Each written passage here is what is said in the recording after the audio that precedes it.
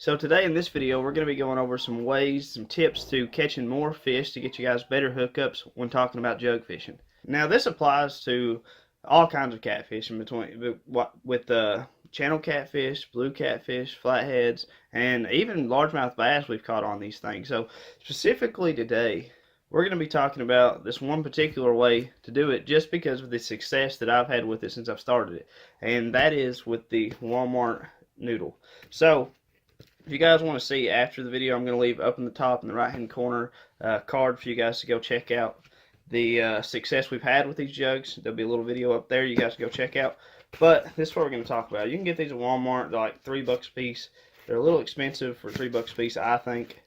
But basically, you can probably make these for less than $1. But if you're like me and you just want to test something out and just be able to get out there, then $3 a piece ain't too bad. Now, I've been experimenting around with these for a little over a month now, and I've come up with a lot of good conclusions, a lot of things to do and don't do, and we're going to go over that right now. So starting off, some of the things that I noticed that you don't want to do right away that I've already took the pleasure to rule out is they was blowing around a little bit. So and not far at all. And I'm fishing off of a kayak and chasing them down, and it's a lot of fun, a lot of fast pace, catch a lot of fish. But I thought, well, maybe I should try to slow them down, so I put a weight on here.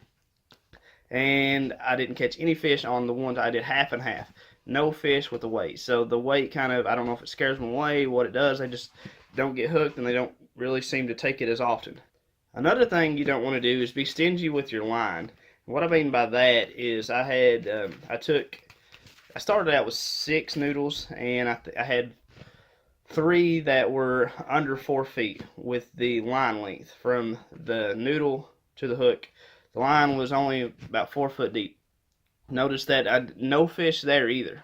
So now we're up to 15 jugs, fishing with 15 of these things, and we've come to the conclusion off of all the catches. So pretty good stuff to back it up here, as you'll see in the videos, the other videos. But 6 to 10 feet seems like 6 to 10, 6 to 12 seems like a very good number. So say you're fishing with, you got 10 of these jugs out there / noodles.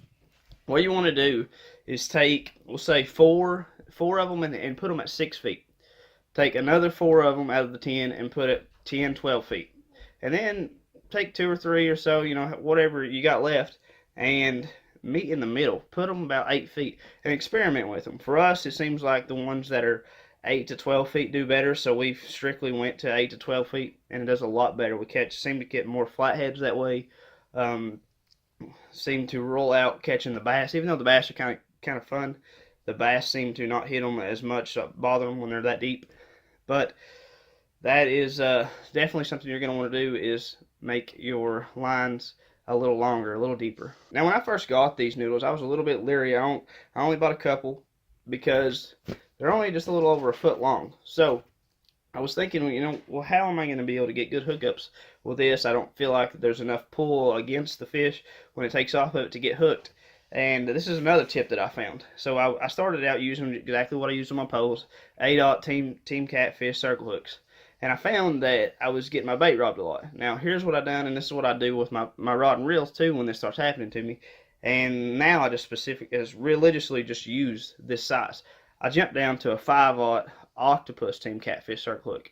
So it's important that when you do have the octopus circle hooks like this, that you tie from the front of the hook. You go in from the front.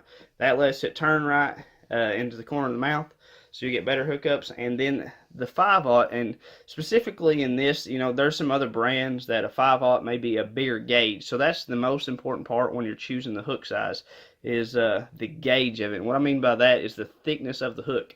So imagine, a very, very thin needle would penetrate the skin, relatively easy. You get something maybe the size of your finger to try to penetrate the skin, you're going to take a lot more pressure. So you want to take that in consideration when you're doing this, because these things have enough pull to get them hooked. Trust me, the hookup ratio when a fish takes this is outstanding, way better than a pole. It surprised me. But to do that, we went down to that 5/0 circle hook and that very, very thin gauge. So that means that it can penetrate very easy. It doesn't take much for them to get hooked. And when they do get hooked, they stay on because they're hooked well. Now, the other thing that we found is the line does matter. And I know some people is going to tell you that it don't, but I've got a bunch of video evidence to show you that this right here is working out wonderful. I don't think the poundage matters as much. I think that you should at least use 20 pound, just because. Now, here's the thing: when they pull on this, it's not like you pulling back on them.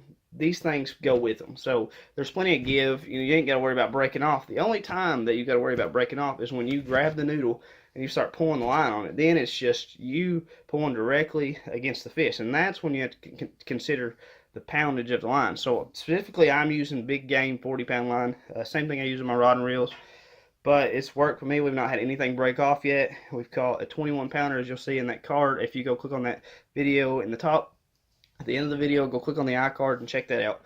But going back to the line, mono is the best setup for these jugs slash noodles, because the braid doesn't have that much give. So what happens is, and these things sometimes they'll pull really quick and it'll just all of a sudden go down, and there's no stretch with braid.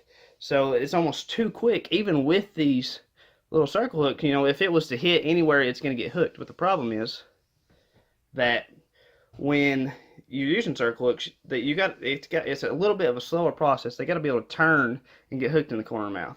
So with the braid, you got the stretch. I used to use back when I used 2-liter bottles, milk jugs, and things like that for jug fishing. I used to use the little rope you can get, little nylon rope. It's like a 100-pound test rope. And same thing I use for limb line. Now, limb lines, it work good, but for the jug fishing, I never had much success for that. So since I switched to the mono with one downsize, and you can probably even go a downsize smaller than this, depends on the bait. The only thing you want to consider, and this is very important right here, but you want to consider the type of bait you're using. So we're using shad, and I'll do a video of showing you guys how exactly I hook shad to get the best hookup ratios with them. But you have your gap here. So when you put something in there, look at that. There's nothing that can get hooked because you don't have enough gaps. So you have to make sure that your gap is opened up and your hook point to your barb is exposed. So you want to hook them thin and you want to hook them kind of strong. So with the shad, say for instance, when I'm using the head, I'll go run in through the mouth and come out the top of the head, and he just barely be hooked there, but it's a good hook, a good way to hook them. It's very strong, it's not going to come off, and there's plenty of gap. Here's a bonus tip for you guys. So when we first started out, we spread them out really far. We would get them very, very far apart. We would space one maybe every 40, 50 feet apart, and kind of keep them in a line. But we found that the best way to have success with these is go out there, spread them out at first, figure out where they're at.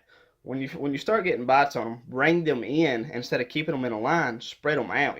Put them all the way around each other in maybe 100-foot to 100-yard radius there. Don't spread them out a couple 100 yards like we was doing for the whole day. Again, that's too much work, and if they're in one area, that's where you want to be at. You're going to get a lot more. So that's what we do. We'll spread them out a couple 100 yards and then bring them in within 100 yards and have them all around each other, and you get a lot more bites that way, a lot more fish, and have a lot more fun.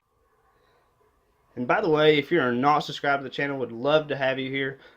We do a lot of talking about fishing, do a lot of fishing, have fun with fishing and challenges and everything. So please consider subscribing and leave a thumb up on this video, and see you in the next one.